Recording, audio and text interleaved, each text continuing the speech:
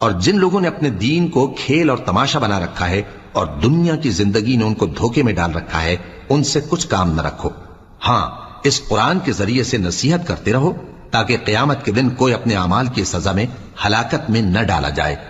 اس روز اللہ کے سوا نہ تو کوئی اس کا دوست ہوگا اور نہ سفارش کرنے والا، اور اگر وہ ہر چیز جو روئے زمین پر ہے بطور معاوضہ دینا چاہے تو وہ اس سے قبول نہ ہو۔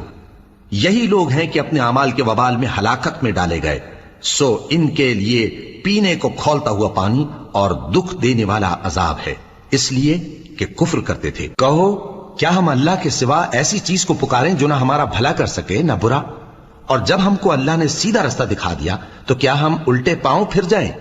پھر تو ہماری ایسی مثال ہو جیسے کسی کو جنات نے جنگل میں بھلا دیا ہو اور وہ حیران ہو رہا ہو، اور اس کے کچھ رفیق ہوں جو اس کو رستے کی طرف بلائیں کہ ہمارے پاس چلا۔ کہہ دو کہ رستہ تو وہی ہے